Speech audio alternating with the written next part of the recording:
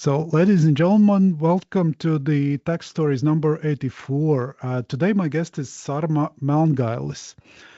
Sarma is Ivy League graduate, has a degree in economics, early Wall Street career, but suddenly she started to like something else, and she became an owner of hugely successful vegan restaurant in New York.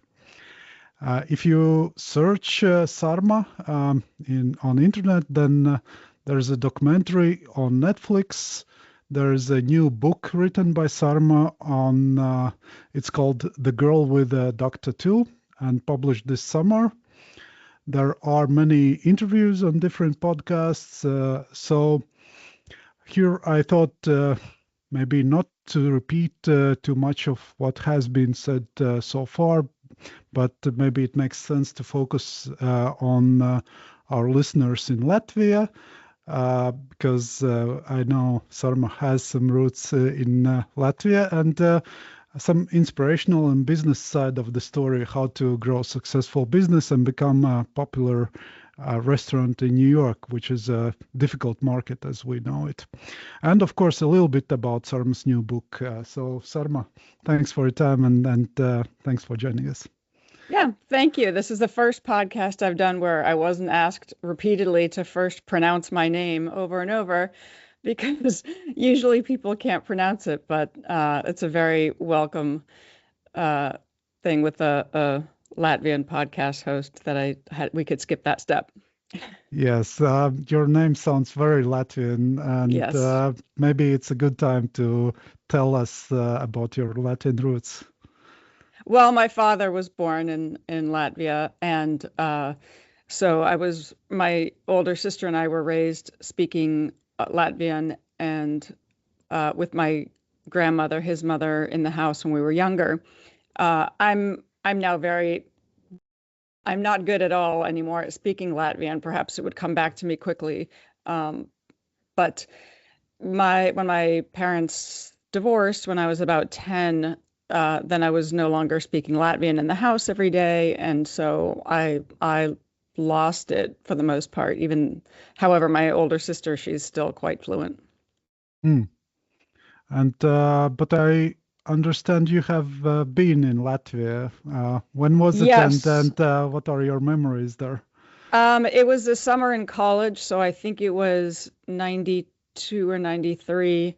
Oh, And wow. I worked with my cousin Nils Melngailis, who was there, and I worked for him.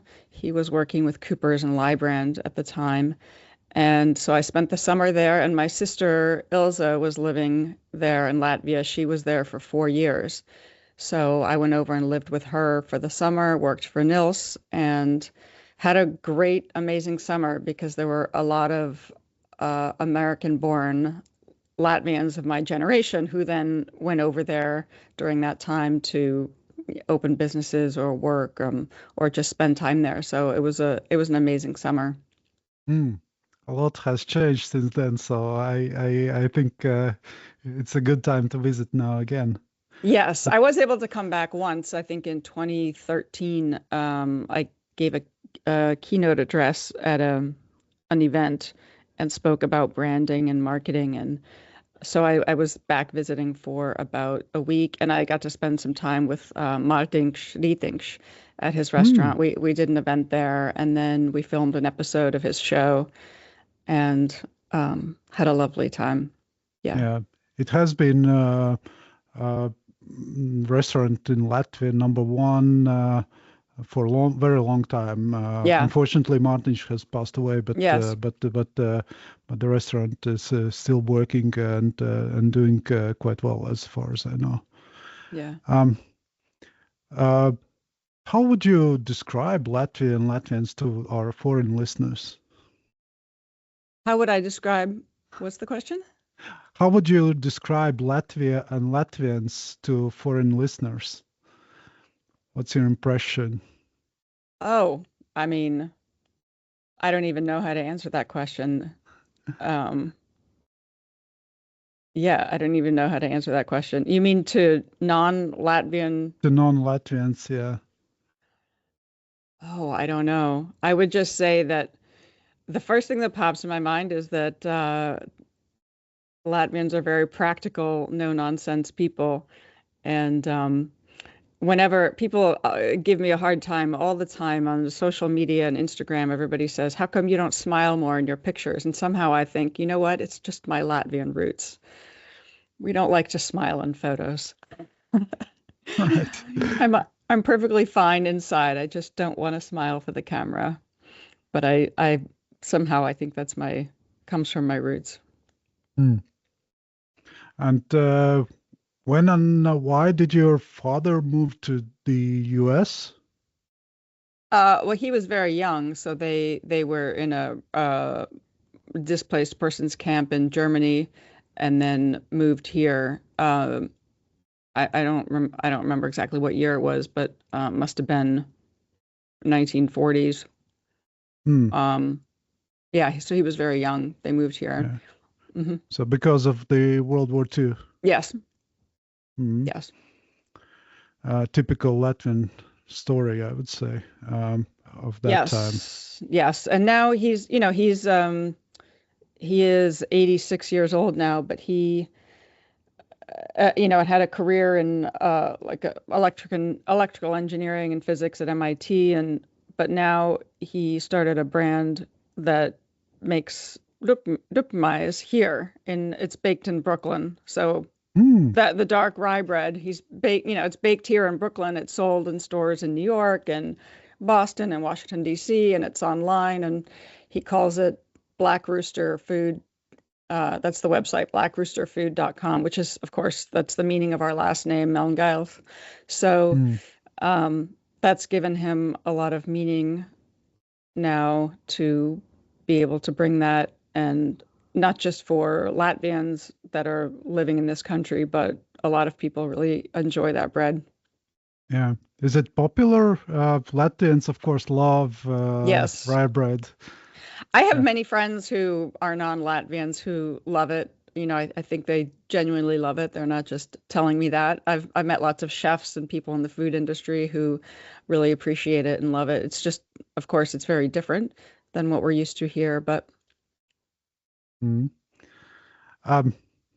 I'm following actually your Substack account, and I have my own Substack account too. And in one picture, I saw a lot of books in your room. What do you normally like to read? And we can see the books now, of course. Yeah, there are an enormous number of books in my apartment, and now I've finally written my own. But yeah, I mean, I'm always generally reading at least one nonfiction, and multiple nonfiction books I can read at one time, but usually I'm reading one fiction, so a novel of some kind. And I like to read a lot. I don't have a television. I don't watch a lot on TV. I prefer to read. And I think also because I've written my own memoir and hope to write another one, reading other novels and other memoirs and writing is just, it's like practice for your own writing. I think the more you read, it makes you a better writer. And I love paper books. As you can see from my background, there's shelves everywhere that they can fit in my bedroom too. So yeah, I like to read paper books, and I hope that it makes me sad that a lot of younger people don't read, or everybody keeps asking me for the audiobook, which I haven't done yet, but people here say, I don't read books anymore. I can't pay attention is what a lot of people say. And I think given where we are now, with digital media and just the way our attention is grabbed by social media and everything going on in the world, people maybe have a more difficult time focusing, but I think hopefully that's changing. Right. What do you think about audiobooks? Do you also listen to some? I generally only listen to nonfiction on audio. So I find it difficult to listen to a novel in audio because sometimes my mind wanders. And I just like the printed word, and I very much like to underline sentences. So Even nonfiction, if there's a lot of information in there that I want to remember or reference, then I'll want to read the print copy. But if it's something where I just want to hear it and absorb it, then I do also appreciate audiobooks as well. Or I very often listen to audiobooks when I go to sleep. So I will find something that is a soothing topic and listen to that as I'm falling asleep. Mm. Of course, we'll talk about your new book very shortly, but before that, do you have any recommendations about, let's say, top 1 or 2 books that are sort of the best you have read so far and maybe sometimes go back to? Well, in nonfiction, there's a couple of books that I love. One is by an author named Rutger Bregman. He's a Dutch historian, and he wrote a book called, I think it's called, don't have my glasses on. I think it's called, I can see it on the shelf back there, Humankind. It's a very hopeful book, and I think it's now more than ever a useful read for people. I mean, it's the sort of book where if everybody could read it, they would just feel better about the world we live in, and I think it would give people more hope. And he's written a number of books, but that's the one that is my favorite, Humankind by Rutger Bregman. And there's another book that I love that's about psychology. And now I also can see it over there, but I'm gonna blank on the name. I might have to look it up on my I might have to look it up on my phone. And novels. One of my favorite novels is a book called Beautiful Ruins by an author, Jess Walter. And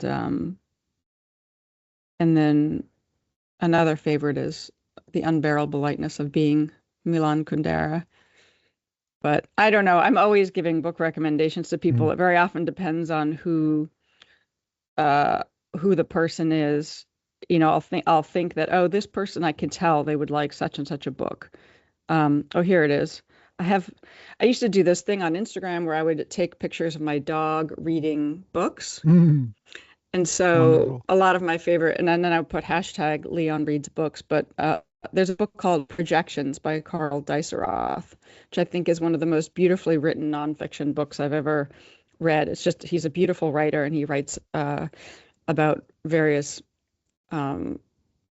things related to psychology, but it's very eye-opening about, you know, for example, he writes about, there's a chapter about schizophrenia, and he writes about it in a way that you suddenly look at it and people who deal with that situation very differently. Right. So I'm always happy for book recommendations to pay attention to. So thanks for that. Just slowly moving towards your book, I have a question about how did you become a vegan? Was there something particular in your life that changed this, or was it since your childhood already? no, it was I was in my early 30s, I believe, and it happened sort of by chance. I had been to culinary school. My mother was a chef, and I was already in the restaurant business. I was working with somebody and had gotten into the restaurant business, and we were working on a new concept. And a friend took us to a restaurant that was a vegan restaurant. And not only was it vegan, but it was raw, meaning none of the food was cooked above a certain temperature. And I went in thinking, why are we going to this place? It's going to be terrible. I don't, you know, and got there, and it was much, much better than I expected. And it was a small, very small little cafe here downtown in New York City. And we were sitting there, and the man we had dinner with was explaining why he ate this way and why it was so healthy for him and why he felt like a different person. And he was an older gentleman, but in very, very, very good shape, and everything, and a very smart person, and everything he said made so much sense. And I really liked the food, and I felt really good. I didn't have any of that heavy feeling of when you eat at a nice restaurant sometimes, and you eat a lot of food and you feel sort of like a heaviness. And then I also, as we sat there, I noticed there were these, tall models, these beautiful women walking by, going to the front, picking up food and walking out. And then like another tall, beautiful model comes in, picks up her food and walks out. And I'm thinking, there's something going on here. And the young woman at the next table was eating alone, and she said, that she also had changed her whole life eating this way, and she felt like a different person, and she felt so much healthier and more alive. And then she said, but her friends, she was eating alone because her friends would never come to a place like this. She said, I wish somebody would open a cool raw food restaurant. And the moment she said that, it was like a light bulb went off. And I had this moment where when you know something without knowing, it's just sort of a sense that I had this sense that this is what is going to happen, is me and my partner at the time are going to open this cool raw food restaurant. And so a year later, that's what we did. That's what happened. And so we opened a restaurant called Pure Food and Wine. And there was not anything like it that had opened before. And so it got quite a bit of attention for that reason. And, we did very well. So. And before that, what really happened when you changed from the successful or considerably successful life on Wall Street? You had education in economics. So what changed so that you started this culinary education? Yeah, I worked for 2 years in investment banking at Bear Stearns, which is now gone. And then I worked for a year and a half in private equity at Bain Capital. And then I moved back to New York, and I worked for a while at a high yield fund. And I just realized there was lots of money to be made in that job, in that business, but I wasn't passionate about it. I didn't feel like I fit in with the people there. My mother was a chef, so I think somehow food and restaurants was maybe in my blood. And so finally, I left and went to culinary school. Mm-hmm. And if we turn to the story reflected in the media, probably you already have a short version of what happened. And for those who have not seen the Netflix series or read your book. Yeah. Well, so I had this restaurant that was very successful, and I had started a brand that was a more accessible version called One Lucky Duck, and that's why I got the duck tattoo on my arm. And and the brand One Lucky Duck represented, we had products that were sold in stores and in Whole Foods Market, and it was the brand for a more casual juice bar and takeaway. And so it was really poised to expand and grow. And a lot of people were coming to me about, wanting to invest. And by this time I had split with my partner, so I was running the business on my own. And we had been in business for over 10 years and everything was going well. And I was at that point where I was so busy, and I was always reinvesting capital. I opened a production facility for the products, but I really needed capital to expand, and I had met some of the wrong people, and I just was overwhelmed. And this man came into my life, and everything changed. Basically, a man came into my life who was not who he presented himself to be, and is a certain type of person that their entire life is about manipulation and destruction. And so through meeting him and that situation over a couple of years, basically I was drained of whatever I had, and my entire business and everything was destroyed in a big fiery mess. That is what my book is about. And then I was also prosecuted, and so I was in jail for a little while.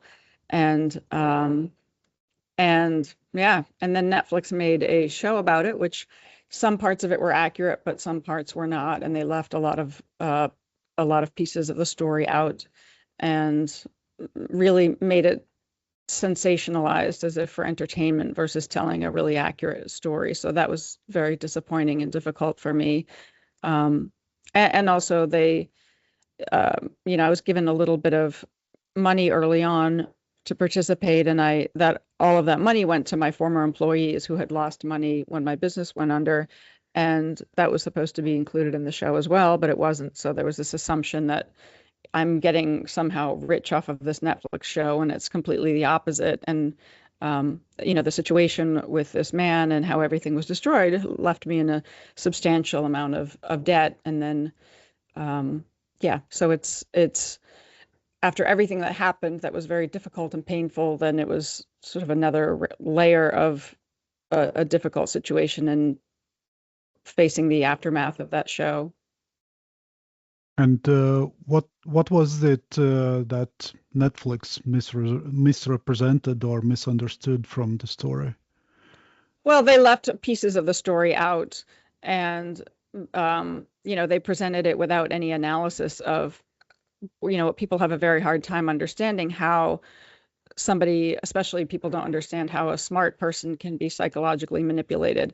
And they didn't explain any of that, even though they had interviewed a psychologist for whom this was his field of expertise.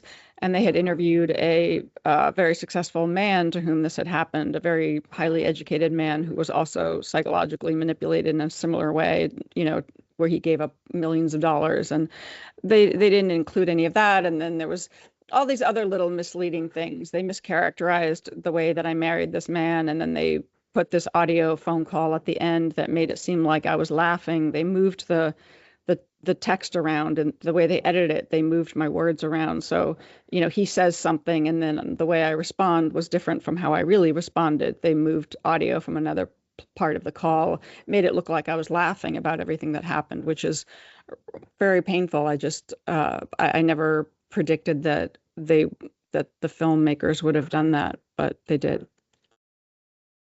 And why do you think they did so?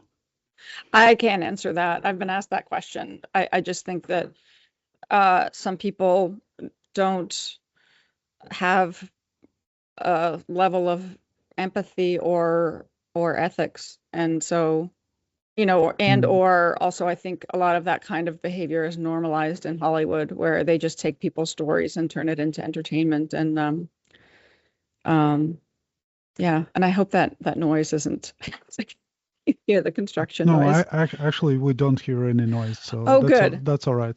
Okay, good. Yep, perfect. And that's probably the reason why you wrote the book, right? And wrote about those things or your version of the story, right? Yeah, well, I had already started writing the book before the Netflix show was even an idea. I'd written most of the draft, so it took me a very long time to write the book, but I had already written most of a draft when the show came out. But when it came out, only more reason that I needed to write the actual story of what really happened, because I wanted my story to help people. I wanted it to be useful. And, sometimes people ask me if I wish that the Netflix show would come off the air. And I think, well, even though a lot of people come away with the wrong conclusion, for the people who've been through something similar to what I went through, the show makes them feel less alone. And I know it has helped some people in that way. So that, for that reason, I wouldn't want it to be taken down. The people who weren't misled by the show are the ones who really understand how these things happen, usually because they've been through it themselves. And it's very common. I mean, I've heard from other entrepreneurs, other people in high-tech business. I've heard from people with PhDs in clinical psychology who've had their world completely turned upside down, where they don't know which way is up, by a skilled psychological manipulator, and or a con artist, or whatever you want to call it. And it's a lot more common than people realize, because people generally don't speak about it so much, because everybody ends up feeling humiliated. How could I have been so stupid? Nobody's going to understand how this happened. And so people very often aren't talking about it publicly, but it's more common than people realize. I think the same Netflix is trying to to speak about those con artists, or I think this Tinder Swindler was a Yes. series about difficult situations these people are putting others in, yeah, it's good that we speak about such things happening in real life. Would you like to do some sales pitch about your book? Oh, sure. I have one of my copies right here, and it is available in Europe through an Amazon link, and I have a website for the book, which is just the girl with the duck tattoo. Um, and I sell signed copies. I think I can make a link available for where it can be purchased directly from the printer if people want to bypass Amazon, because I know some people like to do that, and that actually is good for me too. I'll Um, put it in the show notes. Yeah. yes, I'll get you that link. Thank you. And um, it's I'm very, very happy that people have told the comment that I hear more than any other comment about my book is people say it's very hard to put it down. I hear that over and over. People start to read it and they say, "Oh my God, I couldn't put it down." And That's absolutely right. I did the same actually. oh, thank you. It reads very nicely, and I couldn't put it down on in the evenings when I was reading it. I appreciate that, and I think I included as much as I could. It's a long book, but I included as much as I could about my background and things that I felt were relevant to later on being a person that could be manipulated. And also I wrote about why the business mattered to me and how it was built and how we got where we were, and also some of my challenges. As you know, I wrote in the book about some of my challenges with other investors and people coming along, but they didn't have the same vision I did. And so, these are challenges that a lot of entrepreneurs face when they want to grow the business. So I put as much as I could about that in there as well. Right. Let's talk a little bit about making a successful business in New York. That's not that easy, Yeah. as we all know it. What do you think were the keys of your success of making this restaurant such a big hit? I mean, there were a number of factors that helped it be successful. One is just that it was very unique. The location was amazing. We had a beautiful garden in the back. So there were a lot of things that made the space and the location and the concept very appealing. But I think what made it last and what made people who came there feel so comfortable is that I I was able to cultivate a really amazing group of people. And so many of the people who work there stayed for a very, very long time. And so, very often people say about a business that it feels like a family. And that sounds a bit cliche, but that was really very true in our case. It really, really felt like a family there. And so I think that, the restaurant business and even our products and what we sold and I had an e-commerce website, and it's a very, you know, the customers interact with the people in the business. And I think that when you have people who are committed to the business and feel like they're a part of it as well, that comes through. And people who interact with it feel that sort of an energy, and that creates this very loyal following. And I was very, very much a part of the marketing and the promotion of the business, and I was very open. I wrote a lot of personal blogs on my website, and I shared a lot about myself personally. And so people who were fans of the brand and the restaurant also got to know me very well. And I'd written 2 cookbooks, and I wrote some personal stories in there as well.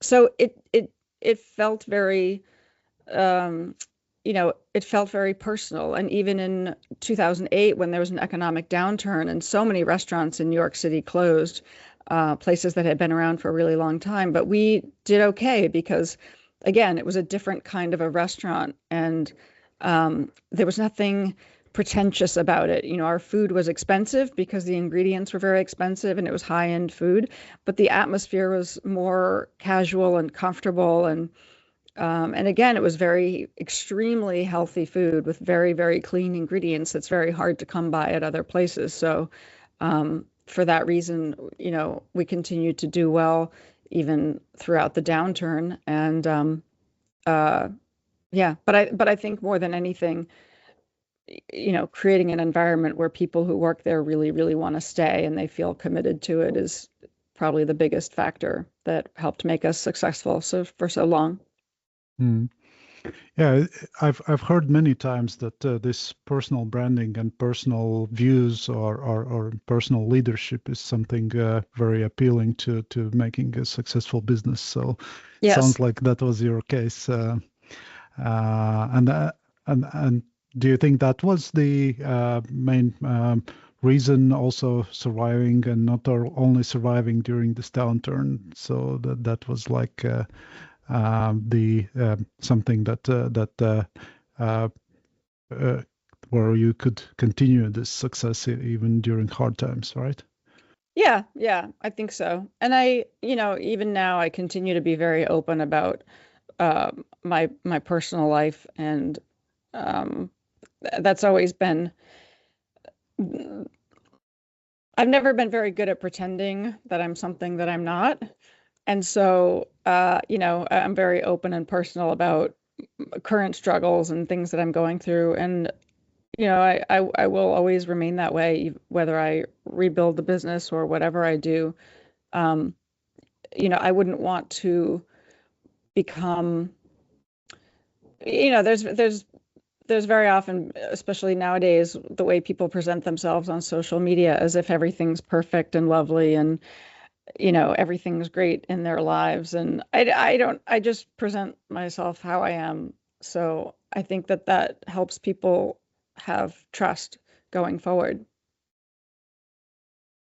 I have a book recommendation for you too. Oh, I'm not sure if you have seen this, but there's a great book called Unreasonable Hospitality by Will Guidara. Not only have I read it, I've read the book, but last night I was taken to 11 Madison Park just last night. So that the restaurant which that book revolves around.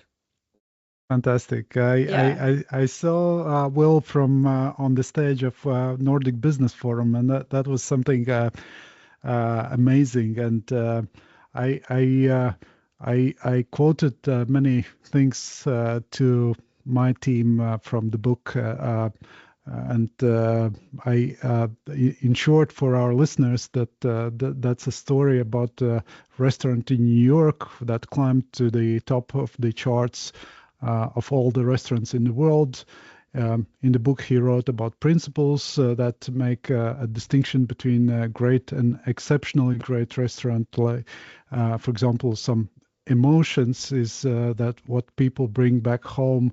So they tried to surprise the guests with some small gestures. Did they surprise you as well? Yeah, well, Yesterday? this is what they give you at the end of every meal. They give you this little bag, and inside is this beautiful granola. And what they did, that was a surprise. I've been there a few times, so I was aware that they give you this jar of granola. But this was a lovely surprise, but it was a bit. Um, so my phone had been just sitting down on the table, and I have a picture of my dog Leon on the phone. And of course, he passed away about a year and a half ago. But when they came over with the granola at the end of the dinner, he brought another bag and said, "Oh, I noticed that you have a companion." And so they had brought a container also of dog biscuits, of dog treats that were, handmade by the restaurant. And it was very sweet and lovely. Of course, I had to tell the guy, my dog has passed away, but I really, really appreciated that gesture. And that's exactly the kind of thing that restaurant does, is they notice things like that. He just saw that my phone sitting there, I had a photograph of a dog. And but yeah, that restaurant is a perfect example of where they definitely go above and beyond in their service. Yeah, amazing. If somebody wants to have some inspiration about growing their business, I recommend this book. But do you have some firm principles you applied, like top one or two principles that you applied to your business to grow it? God, I haven't thought about these things in a while, but I mean, just we were talking about service, and there's a very particular style that I liked. It was very personal, and we were vegan. The restaurant was vegan, plant-based, but we really didn't emphasize that so much. And I purposely hired people who were not necessarily eating only vegan. They maybe would eat everything. And what I wanted was, because eating that way is very often associated with, sometimes people also think that people who eat vegan are very judgmental of everybody else, and they think that they're better than everybody else. And I didn't want any of that vibe, any of that sort of judgment. So I wouldn't, if somebody had that kind of an energy, I wouldn't want to hire them. And most importantly is to make it a very welcoming place where everybody felt comfortable, because on any given night, probably more than half the people who are coming there for dinner, even regularly, would not have said that they are vegan all the time, or they would never think to identify themselves as that, because they don't. So one night they maybe go for a Mexican food or Japanese food, or maybe they go to a steakhouse, and then another night they came to our restaurant. So I wanted it to be very welcoming. So creating that very welcoming atmosphere was probably the most important thing. And I think anybody in the restaurant business would say that of course the food needs to be excellent, and all of these other pieces of the business need to be excellent, but that service and the interaction with people is really by far the most important. Yeah, and just to highlight, it's not just words that the restaurant was successful. I understand at some point the turnover was over 7 million a year, and many celebrities were coming over for specifically for your restaurant, and were real fans of your restaurant. So I think that speaks for itself. But here I would like to quote something very powerful that you said in your book about your business, that you were not in for the profits or even money, but for changing the world, for consumption of more plants and fewer animals, healthy living. I think any business should have a bigger aim than yourself. How did you come to this aim bigger than yourself? It's just always what I've felt about the business, and that's my goal. That was the goal of the business, is to help make this change and this shift. But the way I felt to do it, and the way that I felt we did it that was unique, was specifically where we're not stating those things out loud. We're just showing people that, when you come and you eat this food, people would notice they feel so much better. And then they might think, I think I'll eat this way a bit more. And then over time, and then if maybe they get more interested, and maybe they would read my cookbooks, and maybe they would, shift to eating a lot more plants and less meat and processed food and, what we call junk food. And then they realize that, some illness they had has gotten better, or some condition they had has gotten better, or maybe they've lost some weight and they feel better, they have more energy. And then, of course, for me as well, the impact on animals and the environment is incredibly meaningful. And even though when I first started, I initially learned about this type of food and became initially interested because of the health aspects, but over time, it became equally important to me that, I don't, even now, the way that I eat, I'm not so strict about what I eat so much as I don't want to be a consumer of anything that supports the factory farming system. So, where animals are treated like products in a factory. And it's not, it's cruel. I think that one day we will look back on this era of humanity with horror and shame, and people will wonder, how could everybody be okay with that? How could everybody have been okay with that way of living? I think that will get to that place. And so, it's not that if somebody goes and hunts a deer and brings the deer home and eats the deer, that there's anything wrong with that. The deer led a free life until that moment, and animals in the wild eat other animals. But for humans, it's not necessary. I don't even think it's optimal. I usually don't necessarily argue that point with people because people are very stubborn about what they want to eat. But at the very least, I could stand behind the absolute horror and destruction of factory farming, destroying not only it's unethical to treat animals that way. People wouldn't treat their dogs that way. So why would people be okay with pigs, which are smarter than dogs and they're very sensitive? And why would it be okay that they're treated so horrifically in these factories? And so I think that that's one of the goals of the business, is just to get to help people shift to a place where maybe we move away from that factory farming. And of course, it's very destructive for the environment as well. All of the factory farming is horrifically destructive for the environment. So, right. I should admit that I will pay much more attention to these issues as of now, and maybe some of our listeners too. By the way, I'm advocating introduction of sugar tax. What do you think about this? Oh, I mean, there was years ago, there were these arguments where the mayor of New York many years ago had wanted to exclude soda. So people who were using food stamps, a government assisted food program, were not allowed to buy soda. And I thought that was completely fair, because soda, the sugary soda, like, that shouldn't qualify as food. It's not nutritious. It's not helping anybody. It's not feeding somebody. It's actually depleting. So, soda, like, and that sort of candy where it's just nothing but sugar, it shouldn't be treated as food. It's not food. It's really harmful. And that's another thing that over time I think people are becoming more and more aware of. I wrote an essay, which is potentially interesting to a business community, but I wrote an essay, and I did put it back on my current website now. I wrote the essay many years ago. I think it was in 2010. It was before 2010, maybe it was 2008, when Bain Capital, one of the biggest private equity firms where I had worked in the past, bought the Dunkin' Donuts brand.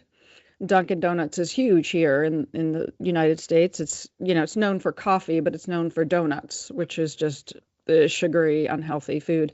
And when Bain Capital bought Dunkin' Donuts, I found that very disappointing and sad, because I just thought it was depressing that these very smart people at Bain Capital were putting their resources behind a brand that I felt didn't bring anything good to the world. And so I spoke to a couple of the partners about it. And what I noticed is that both of them said the exact same thing, very in separate conversations. I said to them, in a very, not meant to challenge them so much, but I said, don't you think investing in Dunkin' Donuts is a little bit like investing in tobacco companies, but years ago, before everybody made the connection that smoking cigarettes gives you lung cancer? Like, everybody knows that now. Smoking cigarettes leads to lung cancer. People are still free to smoke if they want, but smoking cigarettes leads to lung cancer. And so, but we haven't gotten to that place with sugar leading to disease. Even though that is a very established fact, it's a little bit harder to set up because smoking cigarettes is a very isolated thing. But anyway, my point was that, isn't investing in Dunkin' Donuts a bit like investing in tobacco before everybody made the connection between smoking and lung cancer? And both of them said in separate conversations that in part that was precisely why it was such a good deal, because everybody is already addicted. And they both said everybody is already addicted. And because they said that separately, I thought, I think that was discussed in the, at Bain Capital. There used to be these weekly meetings every Friday morning. We had meetings where everybody talked about the deals, and everybody was in the same room talking about these deals. And I thought, they must have discussed that when evaluating the deal, that it's an addictive product. People are already addicted, not just to the sugar in the donuts, but the caffeine and then the sugar in the coffee drinks, the drinks made with coffee and all the cream and the sugar that they put in them to make them taste good. And they said everybody's already addicted. So I found that disappointing. But anyway, I wrote this essay about it on my website. And then, I wrote about that in the context of my own mission for food and wanting to make positive change through food was very different. And I felt a bit like this is what I'm going up against, is the opposite of what Dunkin' Donuts offers, is what I want to present to the world. And so, but here I am, in theory, going up against a Bain Capital now funded business. Right. I'll definitely check that out. I have a couple of more references to your book, and one of them is also, I think, powerful statement where you're saying that what if everyone broke the rules? Nothing would work. Was it easy to be on the white side of the business, especially if we talk about taxation and restaurant business? Because you in the book you were referring also to a discussion with CPA where yes, she was asking, do you have any sort of under the table salaries or stuff? Yes. Well, I don't know how it is now, but back then, especially years ago, it was very, very common for restaurants, especially in New York, to have many of the staff work under the table, meaning, they're paid in cash. And so that's not reported to the tax authorities. And also, I think years ago, when much more of the business was people would pay for their dinner and food in cash, many restaurants and businesses would not report a lot of those cash sales. And so then therefore they wouldn't have to pay the sales tax on it or the income tax. And that was very common practice in the restaurant business. And so, yeah, I included this scene where I was talking to a CPA about doing our accounting, and he said, "Oh, how many?" He asked me, he didn't ask me if, he said, "How many of your staff are under the table?" And I said, "None." And he didn't believe me. He was like, "What? No." And I said, "No, they're all, and so my point in that, in discussing that, was just that I just felt that, why would I break the rules? And if everybody, if everybody in the world sort of doesn't do the right thing, then how is anything going to function? So that was my point. And I think also in the context of, establishing that the way that I ran that business and the way that I ran my life essentially was always very much by the rules. So, it just made my story so much crazier that then later down the road, I would be charged criminally with all of these things. Mm-hmm. In the book, you also said that once, because of your CFO, you nearly lost your brand. What happened there? That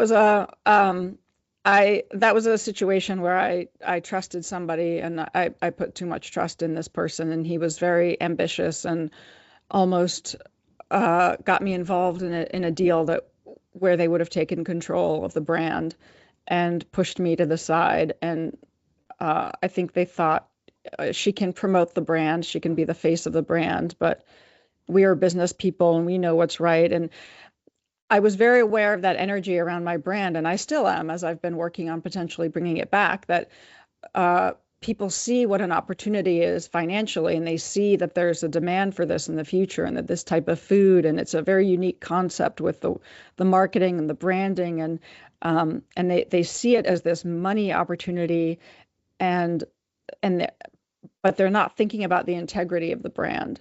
And so I could see a scenario where a certain type of investor comes in and they want to put One Lucky Duck locations all over the country and expand all over the place, but they're looking at a a time horizon that's maybe a few years where they're going to flip out of it.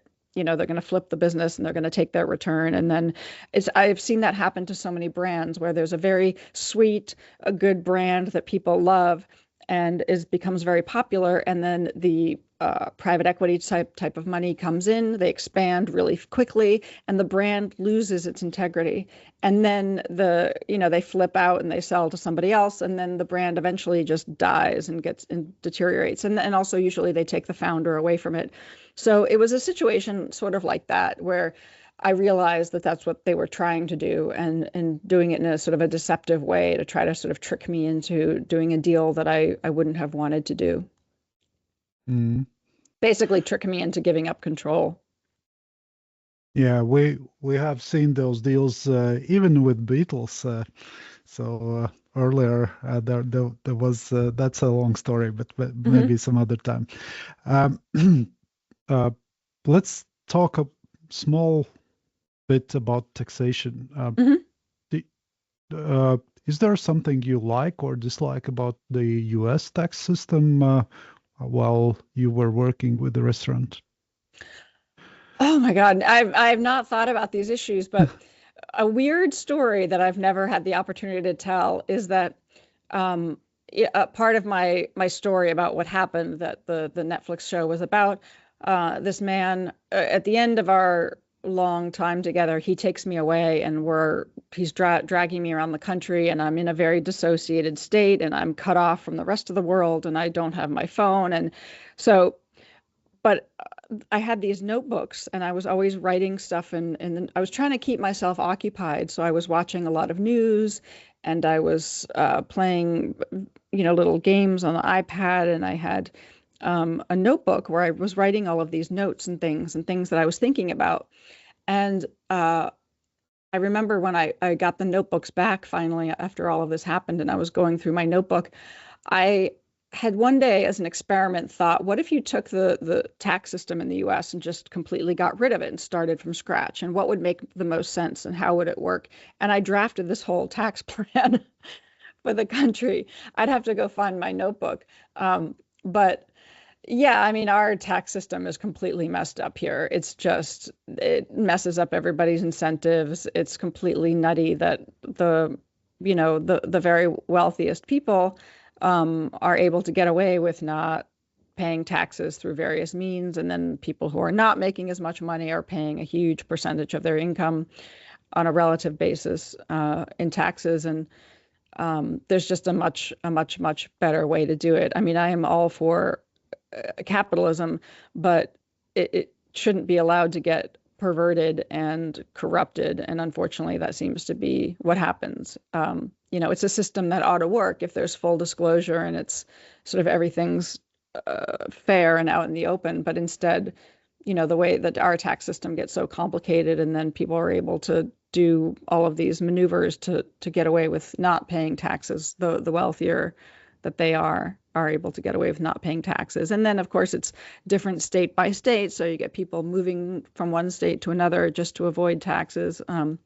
There's a lot of so many ways in which it could be completely, scrapped and made much better and much cleaner. And also, I think it should be a lot simpler. For example, probably just some base amount of income, just note. Well, anyway, I don't need to get into the details, but it could also be a lot simpler. If you find that piece, I'll be happy to put on show notes. Oh, it's probably embarrassing, but somewhere I have the notebook and all of my notes. I mean, I had so many random things, and what's kind of funny now is I was prosecuted criminally, right? And so they took all of this stuff from the hotel room where I was, and my whatever, that they took all of these notebooks and things, and I was picturing these prosecutors and going through my notebooks thinking that maybe I'd written stuff related to crime, and it was the opposite. I'd written all these essays, and I was writing essays about animal rights and redoing the tax system, and all of these very idealistic things that I had written in there. So yeah, they didn't find any evidence of crimes, just some ideas that I had for the future. Mm. By the way, this description of what was happening in the jail, that's sort of quite scary stuff. I think many who will read your book will reconsider more than twice now if they want to break the law. Yes. Yeah. But for us in not living in US, can you describe in simple terms what this second degree tax fraud charges mean? What was it about? Yeah, well, this confused me as well when I was first arrested and I was charged with all of these crimes. It didn't really make sense to me. I didn't understand. I didn't understand. It didn't make sense to me. But the part about the taxes, I didn't. I remember talking to an attorney and saying, "Well, this doesn't make sense because tax fraud to me implies that you misrepresented numbers. You know, you understated your income or you didn't include various things and you reported the numbers incorrectly in order to avoid the taxes." And I said, well, I never did that. I always reported, and in this case, it had to do with the sales tax. And we had always reported the numbers, but as my situation with this man, when things got worse and worse, we were not paying the tax, which is very common. That's businesses when they're trying to get by and things aren't going well. And I want to just add that my business had been going well. The only reason it wasn't going well is because this man was taking all of the money out. So that's why the business was destroyed. Tragically, it was doing very well. And then his taking the money out through me was what led to its destruction. But the point was, it's just if you just don't pay your taxes, you're not paying your taxes, and that could be a problem. And yes, they can force you to try to pay your taxes, but I didn't understand why that would be considered tax fraud. So I still don't really understand why that would be considered tax fraud, but that was the source of those charges, was just simply not paying that tax. Mm-hmm. But did they consider this in the court that Mr. Fox was basically defrauding you, or no? Yeah, no. Why And not? I mean, and well, you have to ask them. But the other thing that I would point out to my attorneys is, what ended up happening is this man ended up finally taking me away, and so I was gone from the business. And then, 9 months later, we were arrested.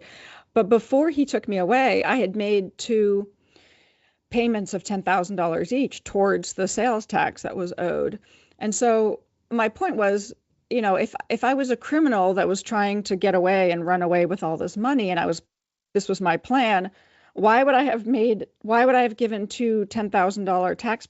Why would I have made 2 $10,000 payments toward this outstanding balance right before I disappeared? It made no sense. My goal was to get that debt paid and to continue with the business. So, fortunately, there was the judge in my case did say, when I was sentenced to jail, he said it did seem there was plenty of evidence and it seemed clear that I had tried to run my business in good faith, meaning he understood that I had been trying to do the right thing.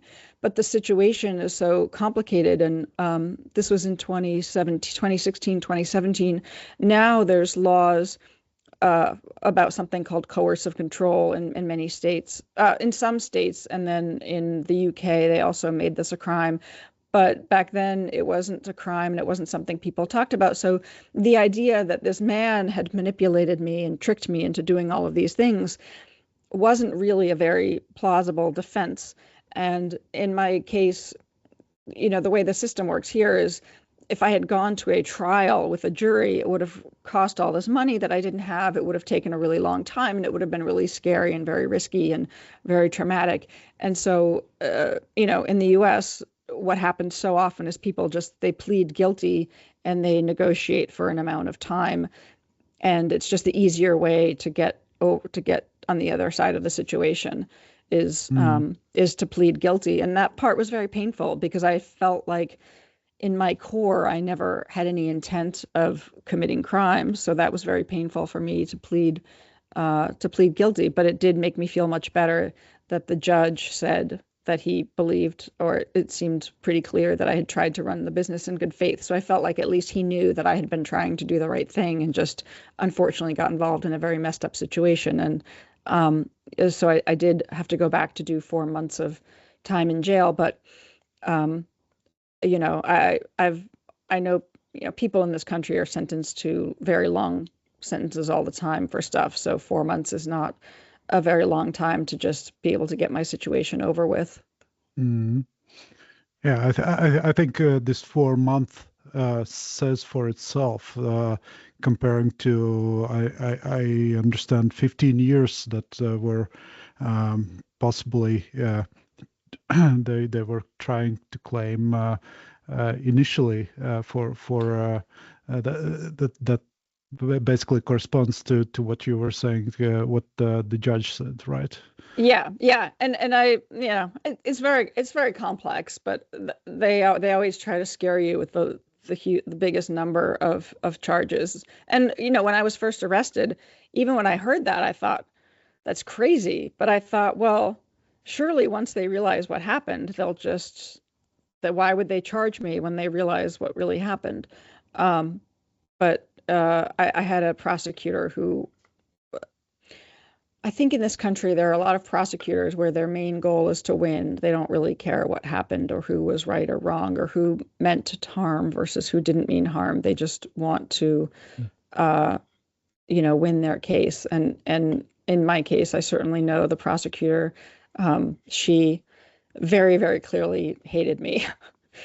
So, you know, but she got to see me go to jail. So that's what she wanted. But in the case of bankruptcy, I understand the lawyers or attorneys are provided by the state, right? Were you happy with the quality of the lawyer? No, I didn't have a state appointed attorney. I did have an attorney that my a family and friends had secured for me. And no, I mean, I wasn't. I find it very difficult sometimes in these situations where I think to myself, well, I would have argued things differently and I might have proceeded differently. But the way that it works here is you have to completely rely on your attorneys to do the job. So, right. I think our 1 hour is over. So thanks indeed for your time. And I have the last question, all the same to all my guests about your version of meaning of life. Do you have you thought about this? I did not know that's your last question. I would have thought about it more. And that's one of those questions I feel like we're all always looking for the answer to. You know, what is the meaning to life? But I think for me, for me personally, it's just to find that purpose that feels like it's the reason why you're here. You know, and for some people it might be being a good parent or you know, being a unique type of an artist or bringing music into the world or being of service in some way that you're particularly good at, no matter what it is. And for me, I feel like this business was my purpose and it still is. And it felt very confusing to me when everything happened the way that it did, because I felt that this business was supposed to be here forever in a way that whenever I die, the business will still be here and it will be what I left behind to, you know, leave something behind that has made the world better than before. However, I could do that. So that for me has been the meaning of my life.